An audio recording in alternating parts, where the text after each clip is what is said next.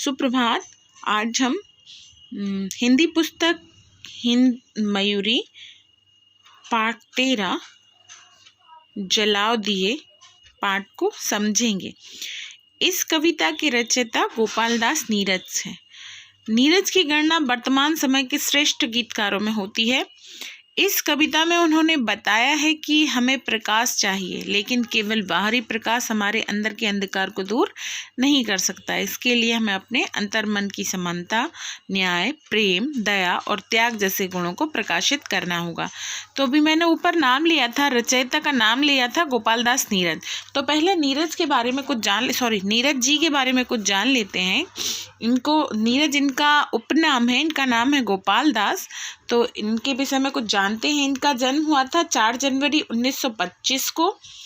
इनका निधन हुआ था, मतलब इनकी मृत्यु हुई थी 19 जुलाई 2018 को। ये पहले ऐसे व्यक्ति हैं जिनको शिक्षा और साहित्य के क्षेत्र में 2 बार भारत सरकार ने 2 बार सम्मानित किया। पहले इन्हें पद्मश्री मिला, फिर इन्हें पद्म भूषण मिला, यानी 2 इनको पुरस्कार मिले थे। फिर उसके बाद इनको फिल्मों में सर्वश्रेष्ठ गीत लेखन के लिए, इन्होंने फिल्मों में भी गाने लिखे हैं, तो इनको फिल्मों में सर्वश्रेष्ठ गीत लेखन के लिए लगातार 3 बार फिल्म फेयर मिला। और उत्तर प्रदेश सरकार में ये कैबिनेट मंत्री भी रहे हैं। ये हुआ गोपाल दास नीरज जी के विषय में कुछ जानकारी। अब हम आगे चैप्टर पढ़ते हैं। इसमें लिखा है, चैप्टर शुरू होता है, जलाओ दिए पर रहे ध्यान इतना अंधेरा धरा पर कहीं रह न जाए। मतलब ये कह रहे हैं कि जब आप दीपक जला रहे हैं तो इतना ध्यान रखें कि कहीं अंधेरा ना रह जाए।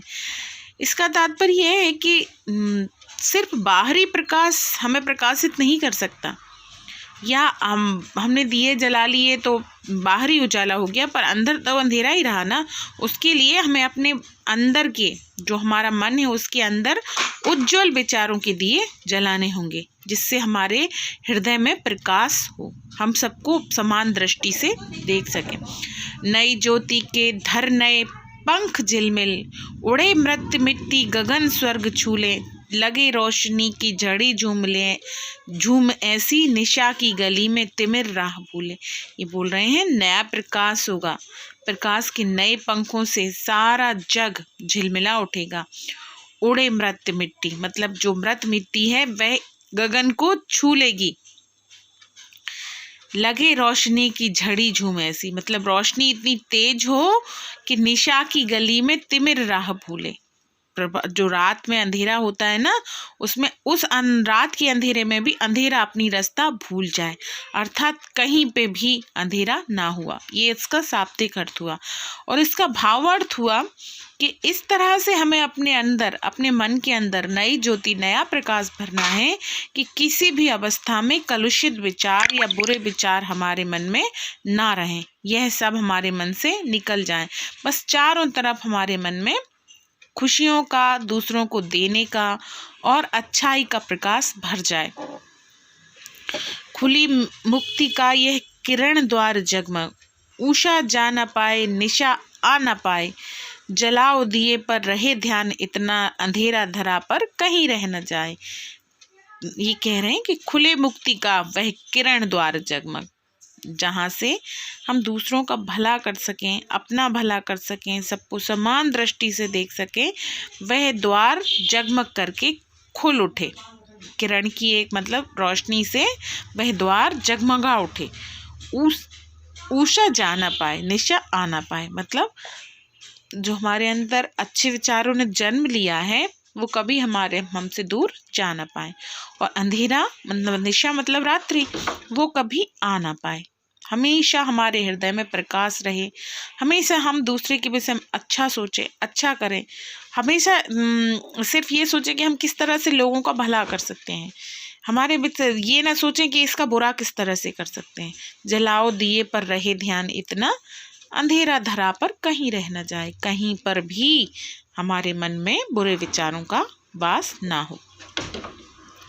सृजन है अधूरा अगर विश्व भर में, कहीं भी किसी द्वार पर है उदासी, मनुजता नहीं पूर्ण तब तक बनेगी कि जब तक लहू के लिए भूमि प्यासी।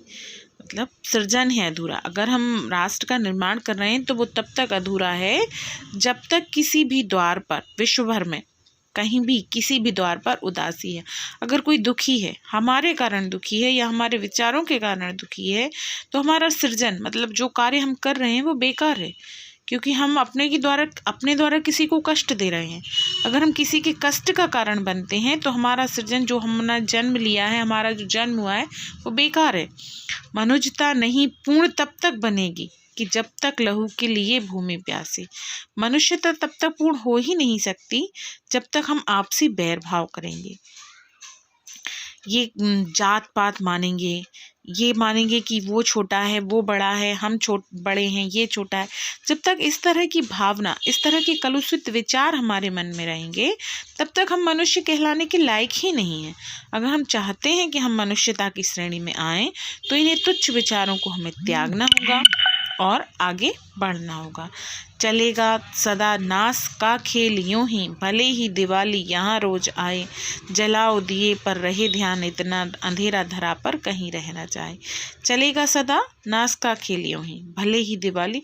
जब तक हम दूसरों को कष्ट देंगे तब तक रोज लड़ाई झगड़े होंगे, रोज हमें पृथ्वी पर इसी तरह से मार काट होगी, इसी तरह से युद्ध होंगे, इसी तरह से भारत पाकिस्तान या अन्य देशों के बीच युद्ध होंगे, क्योंकि हमने इन्हें अपना समझा ही नहीं है। जब हमें ऐसा लगता है कि सामने वाला हमें कष्ट दे रहा है, तो हमें एक बार खुद की तरफ भी देख लेना चाहिए कि ऐसा तो नहीं है कि हम उसके कष्ट का कारण हैं। तो अगर हम उसके कष्ट का कारण हैं तो मतलब हम गलत हैं। तो हम पृथ्वी पर इसी तरह से नाश चलता रहेगा जब तक हम स्वयं की गलतियों में सुधार नहीं करेंगे। चाहे हम कितनी दिवाली मना लें, चाहे हम बाहर कितना भी रोशनी कर लें, कुछ भी कर लें, पर तब तक रोशनी सही मायने में नहीं होगी जब तक हम अपने विचारों से कलुषित हैं। जब हम अपने विचारों से ऊपर उठ जाएंगे, हम अपने विचारों को परिवर्तित कर देंगे, नेगेटिविटी को दूर कर देंगे, नकारात्मकता को अपने आप से दूर करके जब सकारात्मकता हमारे हृदय में प्रवेश करेगी, तभी इन बाहरी रोशनी का मतलब है, क्योंकि तब हमारा हृदय अंदर से रोशन होगा। जलाओ दिए पर रहे ध्यान इतना, अंधेरा धरा पर कहीं रह न जाए।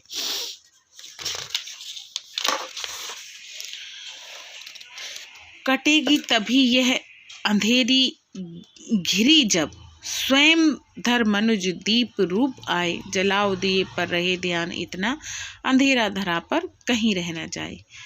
ये जो रात है ये तभी कटेगी जब हमें अंदर से प्रकाश मिलेगा। मनुष्य जब खुद को प्रकाशित करेगा तभी वह अंदर से प्रकाशित होगा, और अंदर से प्रकाशित करने के लिए उसे अपने विचारों में परिवर्तन लाना होगा। जलाओ दिए पर रहे ध्यान इतना, अंधेरा धरा पर कहीं रह न जाए। Okay, bye.